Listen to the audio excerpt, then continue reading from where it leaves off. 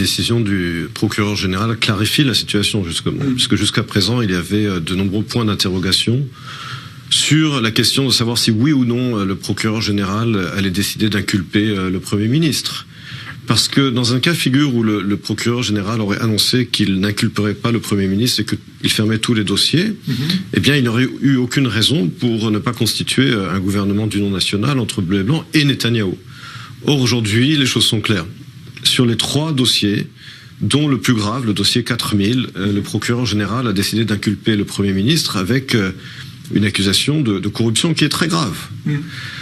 Et donc cela clarifie la situation du point de vue, je pense, des possibilités d'un gouvernement d'union dirigé par Netanyahou. Mais d'un autre côté, cela ne résout pas la situation juridique. Pourquoi ? Parce que d'après la loi, un Premier ministre inculpé ou mis en examen n'a pas l'obligation de démissionner.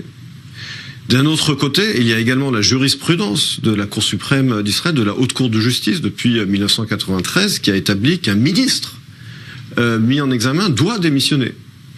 Alors évidemment, la loi, et c'est une loi fondamentale, a primauté sur la jurisprudence.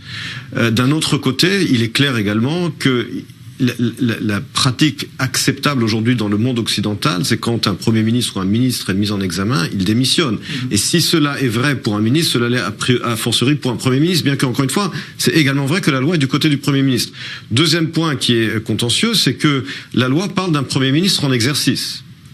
Qu'en est-il d'un Premier ministre qui est candidat au poste de Premier ministre ? Autrement dit, si demain, par exemple, 61 députés à la Knesset, puisque nous sommes maintenant dans une période de 21 jours où c'est la Knesset qui doit essayer de trouver un candidat au poste de Premier ministre, recommande au président de l'État, Benjamin Netanyahou, quelle est la position de la loi sur un Premier ministre mis en examen qui doit être nommé par un président de l'État pour former un gouvernement. La loi parle d'un Premier ministre en exercice.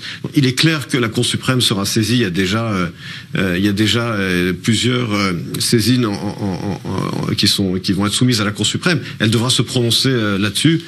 Mais comme vous le voyez, la situation juridique n'est pas claire. Il y a de nombreuses questions qui restent ouvertes, mais je pense que d'une manière générale, il y a là, et j'ai écouté tout à l'heure en venant ici les propos du procureur général, qui a dit 2 choses. Il a dit c'est un jour très pénible pour moi personnellement, parce que j'ai travaillé avec Netanyahou pendant de nombreuses années, et je reconnais ses talents qui sont très grands, et d'un autre côté c'est un jour qui est très difficile parce que je mets en examen un Premier ministre pour des accusations très graves de corruption, et je pense que Netanyahou doit en tirer les conséquences, avant tout pour lui-même, et je lui souhaite de pouvoir être disculpé dans son procès, de prouver son innocence, mais pour le bien du pays, et il doit s'exprimer dans quelques minutes, je pense qu'il doit prendre ses responsabilités, laisser la classe politique former un gouvernement, que lui puisse se défendre dans les tribunaux et laisser le pays fonctionner.